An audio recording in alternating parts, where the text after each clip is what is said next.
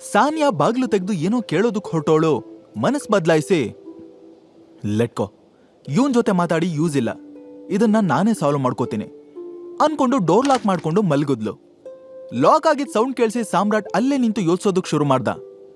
ಅಲ್ಲ, ಅವತ್ತು ನಾನೇನೋ ಡ್ರಿಂಕ್ಸ್ ಮಾಡಿದ್ದೆ, ನನಗ್ ಪ್ರಜ್ಞೆ ಇರಲಿಲ್ಲ. ಅವಳ ರೂಮ್ಗೆ ಹೋಗಿದ್ ಕೂಡ ನೆನಪಿಲ್ಲ. ಬಟ್ ಇವಳಿಗೆ ಪ್ರಜ್ಞೆ ಇತ್ತಲ್ವಾ, ನನ್ನನ್ನು ಹೇಗೆ ಅವಳ ರೂಮಲ್ಲಿ ಬಿಟ್ಕೊಂಡ್ಲು?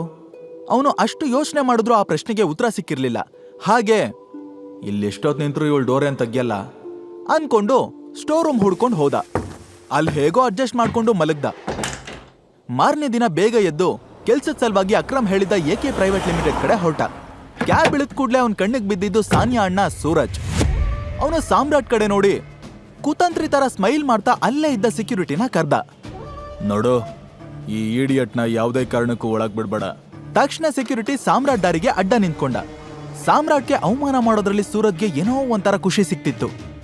ಸಾಮ್ರಾಟ್, ನಿಮ್ಮಪ್ಪ ಅಕ್ರಮ್ ಸರ್ ಕಾರ್ ಡ್ರೈವರ್ ಆಗಿದ್ದ ಅಂದ್ ಮಾತ್ರಕ್ಕೆ ನೀನ್ ಯಾವಾಗ್ಲೂ ಅಕ್ರಮ್ ಸರ್ ಹಿಂದೆನೆ ಸುತ್ತೋದು ಚೆನ್ನಾಗಿರಲ್ಲ. ನೀನ್ ಎಲ್ಲಿರ್ಬೇಕು ಅಲ್ಲಿದ್ರೆ ನಿನಗೆ ಒಳ್ಳೇದು. ಸಾಮ್ರಾಟ್ ತೆಗೆದ ಅವನ ಮುಖಕ್ಕೆ ಪಂಚ್ ಮಾಡೋಣ ಅಂತ ಮುಷ್ಟಿ ಬಿಗಿ ಮಾಡ್ದೋನು ಸುಮ್ನೆ ಯಾಕೆ ಜಗಳ ಮಾಡೋದು ಅಂತ ಕೈ ಇಳಿಸಿ ಅಕ್ರಮ್ಗೆ ಕಾಲ್ ಮಾಡೋದಕ್ ಮುಂದಾದ. ಅಷ್ಟ್ರಲ್ಲಿ ಅಲ್ಲಿಗೆ ಬ್ಲಾಕ್ ಸ್ಕರ್ಟ್ ಮತ್ತೆ ವೈಟ್ ಶರ್ಟ್ ಹಾಕಿರೋ ಒಬ್ಬ ಬ್ಯೂಟಿಫುಲ್ ಹುಡುಗಿ ಕ್ಯಾಟ್ ವಾಕ್ ಮಾಡ್ಕೊಂಡು ಬಂದ್ಲು. ಅವಳೇ ಅಕ್ರಮ್ ಸೆಕ್ರೆಟರಿ ಜೆನ್ನಿ. ಅವಳನ್ನ ನೋಡಿದ ತಕ್ಷಣ ಸೆಕ್ಯೂರಿಟಿ ಹಿಂದೆ ಸರ್ಕೊಂಡ. 2 ಸೆಕೆಂಡ್ ಸಾಮ್ರಾಟ್ನೇ ನೋಡಿ ನಂತರ ಸೆಕ್ಯೂರಿಟಿಗೆ ನೀವ್ ಹೋಗಿ ಅಂದ್ಲು. ಸಾಮ್ರಾಟ್ಗೆ ತನ್ನ ಜೊತೆ ಬಾ ಅಂತ ಸನ್ನೆ ಮಾಡೋದ್ಲು. ಸೂರಜ್ಗೆ ಇದೆಲ್ಲ ಯಾಕೋ ವಿಚಿತ್ರ ಅನ್ನಿಸ್ತು. ಅಲ್ಲ, ಜೆನ್ನಿ ಯಾಕೆ ಇವನನ್ನ ಕರ್ಕೊಂಡು ಹೋಗ್ತಿದ್ದಾಳೆ? ಮೊನ್ನೆ ಪಾರ್ಟಿಲೂ ನನ್ಗೆ ಹಿಂಗೆ ಉಲ್ಟಾ ಪಲ್ಟಾ ಆಯ್ತು. ಯಾವುದಕ್ಕೂ ಇವನ್ ವಿಷಯದಲ್ಲಿ ಸ್ವಲ್ಪ ಕೇರ್ಫುಲ್ ಆಗಿರೋದು ಒಳ್ಳೇದು ಅಂತ ಯೋಚಿಸಿ ಜೆನ್ನಿಗೆ ಏನೋ ಹೇಳೋದಕ್ ಟ್ರೈ ಮಾಡ್ದ. ಬಟ್ ಅವ್ನ್ ಮಾತಾಡೋದಕ್ಕೂ ಮುಂಚೆನೆ ಜೆನ್ನಿ ಸುಮ್ನಿರು ಅಂತ ಸನ್ನೆ ಮಾಡಿ ಹೊರಟ್ಲು. ಸಾಮ್ರಾಟ್ ಅವನನ್ನ ಅಣಗ್ಸೋ ತರ ತುಟಿ ಅಂಚಲೆ ಸ್ಮೈಲ್ ಮಾಡಿ ಜೆನ್ನಿ ಜೊತೆ ಕ್ಯಾಬಿನ್ ಕಡೆ ಹೋದ. ಸೂರಜ್ ಫುಲ್ಲು ಕನ್ಫ್ಯೂಸ್ ಆಗಿ ಅವ್ರು ಹೋಗೋದನ್ನೇ ನೋಡ್ತಾ ಇದ್ದ. ಅಕ್ರಮ್ ಅಂಕಲ್ ನಿಮ್ಗೆ ನನ್ ವಿಷಯ ಹೇಳಿದಾರಲ್ವಾ ಅಂತ ಸಾಮ್ರಾಟ್ ಕೇಳಿದಾಗ ಜೆನ್ನಿ ಆಶ್ಚರ್ಯದಿಂದ ಅವನ ಕಡೆ ನೋಡಿದ್ಲು.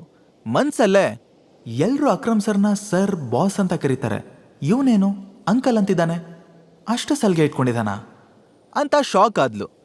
ಬಟ್ ಏನು ವಿಚಾರಿಸೋಕ್ ಹೋಗ್ದೆ ಸುಮ್ಮನೆ ಕ್ಯಾಬಿನ್ ಒಳಗೆ ಹೋದ್ಲು. ಸಾಮ್ರಾಟ್ ಅವಳನ್ನೇ ಫಾಲೋ ಮಾಡ್ತಾ, ನೀವು ನನ್ನ ಪ್ರಶ್ನೆಗಿನ್ನೂ ಉತ್ತರ ಕೊಟ್ಟಿಲ್ಲ ಅಂತ ಅಂದ. ಜೆನ್ನಿ ಆಟಿಟ್ಯೂಡ್ ಅಲ್ಲೇ ಒಂದು ಲುಕ್ ಕೊಟ್ಲು. ಆ ಲುಕ್ಕಲ್ಲೇ ತಾನು ಅವಳಿಗೆ ಇಷ್ಟ ಆಗಿಲ್ಲ ಅನ್ನೋದು ಸಾಮ್ರಾಟ್ಗೆ ಅರ್ಥ ಆಗಿತ್ತು. ಜೆನ್ನಿ ಟೇಬಲ್ ಮೇಲಿದ್ದ ಒಂದು ಡಾಕ್ಯುಮೆಂಟ್ನ ತೆಗೆದು ಸಾಮ್ರಾಟ್ ಕೊಟ್ಲು. ಅದರಲ್ಲಿ ಅವ್ನು ಮಾಡಬಹುದಾದ ಜಾಬ್ ಲಿಸ್ಟ್ ಇತ್ತು. ಕೆಲವು ವರ್ಕ್ ಪೊಸಿಷನ್ ಪಕ್ಕದಲ್ಲಿ ಸ್ಟಾರ್ ಮಾರ್ಕ್ ಹಾಕಿದ್ರು. ಅದೇನು ಅಂತ ಅರ್ಥ ಆಗದೆ, ಇದೇನಿದು ಸ್ಟಾರ್ಸ್ ಅಂತ ಸಾಮ್ರಾಟ್ ಕೇಳ್ದ.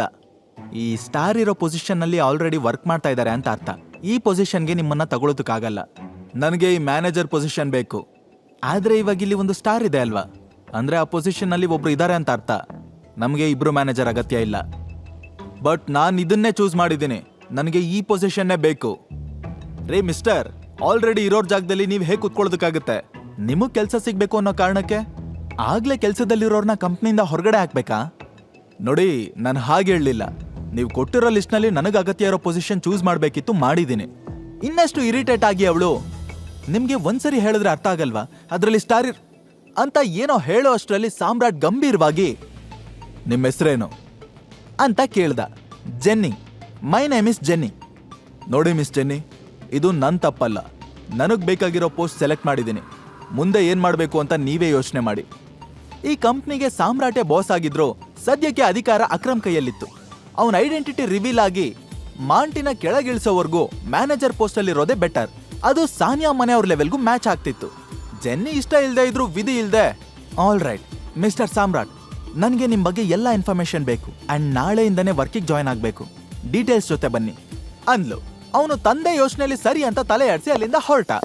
ಬಡವರೆದ್ರು ತಮ್ಮ ದರ್ಪ ತೋರಿಸಿ ಕಾಟ ಕೊಟ್ಟು ಮಜಾ ತಗೊಳ್ಳೋರು ಎಲ್ಲಾ ಕಡೆ ಇರ್ತಾರೆ. ಈ ಬ್ಯಾಂಕಲ್ಲಿ ವರ್ಕ್ ಮಾಡೋ ಪ್ರಣವ್ ಕೂಡ ಅದೇ ಕ್ಯಾಟಗರಿಗೆ ಸೇರಿದವನು. ಓ ಸಾಮ್ರಾಟ್, ಬಾರಪ್ಪ ಬಾ. ಏನು ಕೈಲಿ ಡೆಲಿವರಿ ಬಾಕ್ಸೇ ಇಲ್ಲ, ಏನ್ ಸಮಾಚಾರ? ಆಕ್ಚುಲಿ ನಾನು ಚೆಕ್ ಹಾಕಿ ಅಮೌಂಟ್ ಡ್ರಾ ಮಾಡ್ಬೇಕಿತ್ತು ಅಂತ ಚೆಕ್ ಕೊಟ್ಟ. ಬಟ್ ದುರಹಂಕಾರಿ ಪ್ರಣವ್ ಆ ಚೆಕ್ನ ಕಣ್ಣೆತ್ತು ಕೂಡ ನೋಡ್ಲಿಲ್ಲ. ತನ್ನ ಪಾಡಿಗೆ ತಾನು ಕೆಲಸ ಮಾಡ್ತಾ, ಏನೋ ಚೆಕ್ಕ 10 ರೂಪಾಯಿದೋ 20 ರೂಪಾಯಿದೋ, ನೀನ್ ಯೋಗ್ಯತೆ ಅಷ್ಟೇ ಅಲ್ವಾ, ಆದ್ರೆ ಅಷ್ಟು ದೊಡ್ಡ ಅಮೌಂಟ್ನ ನಮ್ಮ ಬ್ಯಾಂಕಲ್ಲಿ ಡ್ರಾ ಮಾಡೋದಕ್ಕಾಗಲ್ಲ.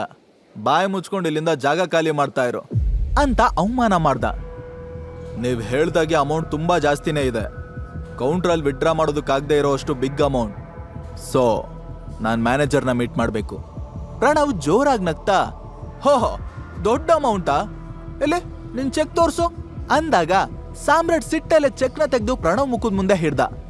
ಅವನದನ್ನ ಸರಿಯಾಗಿ ಅಬ್ಸರ್ವ್ ಕೂಡ ಮಾಡ್ದೆ ಎಲ್ರ ಮುಂದೆನೋ ಪರ್ರ ಅಂತ ಪೀಸ್ ಪೀಸ್ ಮಾಡಿ ಬಿಸಾಕ್ದ. ಸಾಮ್ರಾಟ್ ಫುಲ್ ಶಾಕ್ ಆಗಿ, ಹೇಯ್ ನಿನ್ಗೇನ್ ಹುಚ್ಚ, ಏನ್ ಮಾಡ್ದೆ ನೀನು ಅಂತ ಕಿರಿಚ್ತಾ. ಏನ್ ನಡೀತಾ ಇದೆ ಇಲ್ಲಿ ಅಂತ ಒಂದು ಖಡಕ್ ವಾಯ್ಸ್ ಕೇಳಿಸ್ತು. ಆ ವಾಯ್ಸ್ ಬೇರೆ ಯಾರ್ದು ಅಲ್ಲ, ಬಾಲರಾಜ್ದಾಗಿತ್ತು. ಅವನು ದೂರದಿಂದಾನೇ ಸಾಮ್ರಾಟ್ನ ರೆಕಗ್ನೈಸ್ ಮಾಡಿದ್ದ. ಈ ಕಡೆ ಸಾಮ್ರಾಟ್ಗೂ ಬಾಲರಾಜ್ನ ನೋಡ್ತಿದ್ದಂಗೆ ಸ್ವಲ್ಪ ರಿಲೀಫ್ ಅನ್ನಿಸ್ತು. ಬಿಡ್ರ ಅವನನ್ನ ಅಂತ ಅಬ್ಬರಿಸ್ತಾ. ಸೆಕ್ಯೂರಿಟಿಗಳೆಲ್ಲ ಸಾಮ್ರಾಟ್ನ ಬಿಟ್ಟು ನಡುಗ್ತಾ ಹಿಂದೆ ಸರ್ಕೊಂಡ್ರು. ಬಾಲರಾಜ್ ಒಂದು ಸೆಕೆಂಡು ಅಲ್ಲಿ ನಿಲ್ದೆ ಸಾಮ್ರಾಟ್ನ ಕರ್ಕೊಂಡು ಸೀದಾ ಮ್ಯಾನೇಜರ್ ಕ್ಯಾಬಿನ್ ಕಡೆ ಹೊರಟ. ಅದನ್ನ ನೋಡಿದ್ ಎಲ್ರಿಗೂ ಬಾಲರಾಜ್ ಯಾಕೆ ಸಾಮ್ರಾಟ್ನ ಜೊತೆ ಕರ್ಕೊಂಡು ಹೋಗ್ತಿದ್ದಾನೆ ಅಂತ ಗೊತ್ತಾಗ್ಲಿಲ್ಲ. ಟೈಗರ್, ನೀನು ಕಿಂಗ್ ಆಗ್ಬೇಕಾಗಿರೋ ನಮ್ಮ ಮಾಫಿಯಾ ಗ್ರೂಪ್ ಅಲ್ಲಿ ಇವನು ಒಬ್ಬ ಅಂತ ಇಂಟ್ರೊಡ್ಯೂಸ್ ಮಾಡ್ದ. ಆಕ್ಚುಲಿ ಪ್ರಣವ್ಗೆ ಬಾಸ್ ಆಗಿರೋ ಈ ಮ್ಯಾನೇಜರ್ಗೆ ನಮ್ ಟೈಗರ್ ಬಾಸ್ ಆಗಿದ್ದ. ಇದನ್ನೆಲ್ಲ ಥಿಂಕ್ ಮಾಡಿದಾಗ ಸಾಮ್ರಾಟ್ಗೆ ಏನೋ ಒಂಥರ ಥ್ರಿಲ್ ಅನ್ನಿಸ್ತು. ತಕ್ಷಣ ಅವ್ನ್ ಏನೋ ಹೇಳೋಕ್ ಹೊರಟ. ಅಷ್ಟ್ರಲ್ಲಿ ಡಿಕೆ ಪಟ್ ಅಂತ ಅವ್ನ್ ಕಾಲಿಗೆ ಬಿದ್ದ. ಟೈಗರ್, ನಿನ್ನ ನೋಡಿದ ಖುಷಿಗೆ ನನಗ್ ಮಾತೇ ಆಚೆ ಬರ್ತಿಲ್ಲ. ಏನ್ ಹೇಳ್ಬೇಕು ಗೊತ್ತಾಗ್ತಿಲ್ಲ. ಮೊದ್ಲು ನನ್ನಿಂದ ಯಾವ ಕೆಲಸ ಆಗ್ಬೇಕು ಹೇಳು. ನೀನ್ ಕಿರ್ಬೆಳ್ಳಲ್ಲಿ ತೋರ್ಸು ಸಾಕು, ಅದು ನನ್ನ ತಲೆ ಮೇಲೆ ಇಟ್ಕೊಂಡ್ ಮಾಡ್ತೀನಿ. ನಮ್ ದೇವ್ರು ಕಣೋ ನೀನು ಅಂತ ಎಕ್ಸೈಟ್ಮೆಂಟ್ ನಲ್ಲಿ ಪಟಪಟ ಅಂತ ಮಾತಾಡ್ದ.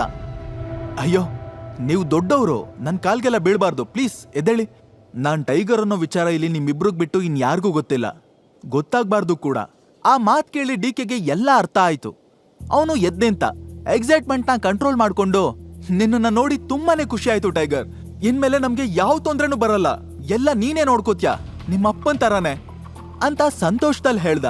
ಆಗ ಬಾಲರಾಜ್, ಅದೆಲ್ಲ ಆಮೇಲೆ ನೋಡೋಣ, ಅದಕ್ಕೂ ಮೊದಲು ನಿನ್ನ ಎಂಪ್ಲಾಯೀಸ್ಗೆ ಯಾರ ಹತ್ರ ಹೇಗ್ ಬಿಹೇವ್ ಮಾಡಬೇಕು ಅನ್ನೋದನ್ನ ಕಲ್ಸು.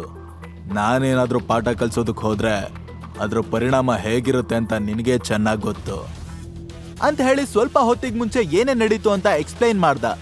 ಅದನ್ ಕೇಳಿ ಡಿಕೆಗೆ ರಕ್ತ ಕುದಿಯೋದಕ್ ಶುರುವಾಯ್ತು.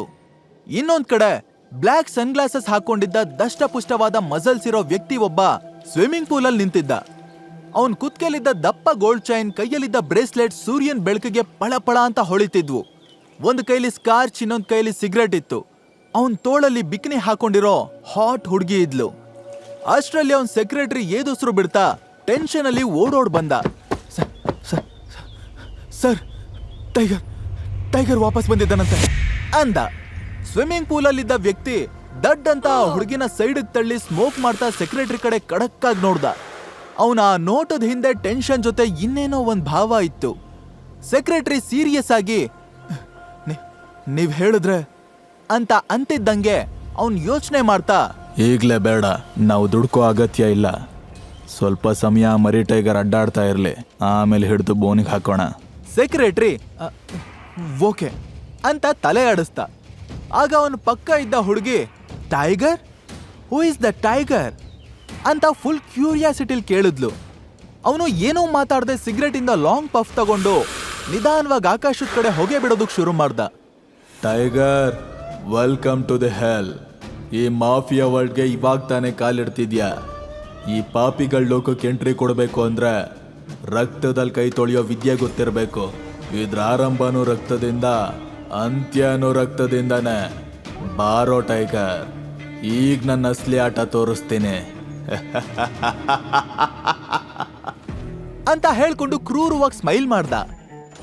ಹಾಗಾದ್ರೆ ಆ ವ್ಯಕ್ತಿ ಯಾರು? ಅವನ್ಗೂ ಟೈಗರ್ಗೂ ಏನ್ ಸಂಬಂಧ? ಅವನ್ ಹೇಳ್ದಾಗೆ ಈ ರಕ್ತದ ಹೊಳೆನಲ್ಲಿ ನಮ್ ಟೈಗರ್ ಅಬ್ರ ಹೇಗಿರುತ್ತೆ? ಸಾಮ್ರಾಟ್ ತನಗ ಅವಮಾನ ಮಾಡಿದವ್ರಿಗೆಲ್ಲ ಯಾವ ಗತಿ ಕಾಣಿಸ್ತಾನೆ? ಇದನ್ನೆಲ್ಲ ತಿಳ್ಕೊಳ್ಳೋದಕ್ಕೆ ತಪ್ಪದೆ ಕೇಳಿ Tiger Returns, only on Pocket FM. ಈಗ ನೀವು ಪಾಕೆಟ್ ಎಫ್ಎಂ ನಲ್ಲಿರೋ ಎಲ್ಲಾ ಶೋಗಳನ್ನ ಈಸಿಯಾಗಿ ಕೇಳಬಹುದು. ಈಗಲೇ ಡೌನ್ಲೋಡ್ ಮಾಡಿ ಪಾಕೆಟ್ ಎಫ್ಎಂ ಮತ್ತು ಕೇಳಿ ದೇಶ ವಿದೇಶದಲ್ಲಿ ಫೇಮಸ್ ಆಗಿರೋ ಟೈಗರ್ ರಿಟರ್ನ್ಸ್ ಅನ್ನೋ ಮೈ ನವಿರೇಳಿಸೋ ಕಥೆಯನ್ನ.